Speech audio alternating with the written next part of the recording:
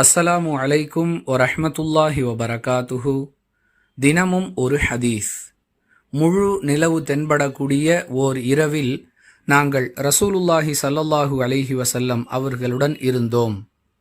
அந்த முழு நிலவை சுட்டிக்காட்டிய அல்லாஹுவின் தூதரவர்கள், இந்த முழு நிலவை நீங்கள் சிரமமில்லாமல் காண்பது போன்று நாளை மறுமையில் நிச்சயமாக அல்லாஹுவை காண்பீர்கள் என்று கூறினார்கள் என ஜரீர் ரதியல்லாஹு அன்ஹு அவர்கள் அறிவிக்கிறார்கள்.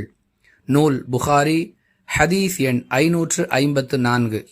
அன்பிற்குரிய அல்லாஹுவின் நல்லடியார்களே, அல்லாஹுவை காண முடியுமா என்ற கேள்விக்கு திருக்குரானிலிருந்தும் ஆதாரபூர்வமான ஹதீஸுகளிலிருந்தும் நமக்கு கிடைக்கக்கூடிய பதில் என்னவென்றால், உலகில் யாரும் அல்லாஹுவை பார்க்க முடியாது.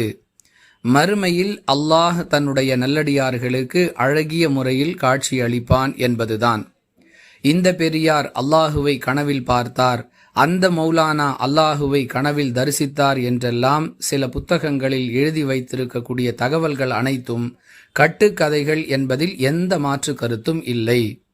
திருக்குரான் நமக்கு மிக தெளிவாக சொல்லக்கூடிய விளக்கம் இதுதான்.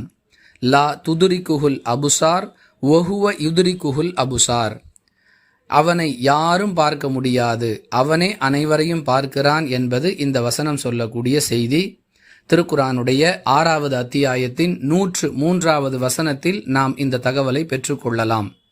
எனவே உலகில் வாழும் காலங்களில் யாராவது இறைவனை பார்த்தார் என்று சொன்னால் அவர் 100% பொய் சொல்லுகிறார் என்பதே இதன் பொருள். அல்லாஹ் நாடினால் நல்லடியார்கள் மறுமையில் அல்லாஹுவை பார்ப்பார்கள் என்பதை நாம் நம்ப வேண்டும். வாஹிரு தஅவானா அனில் ஹம்துலில்லாஹி ரப்பில் ஆலமீன். அஸ்ஸலாமு அலைக்கும் வரஹ்மத்துல்லாஹி வபரகாத்துஹு.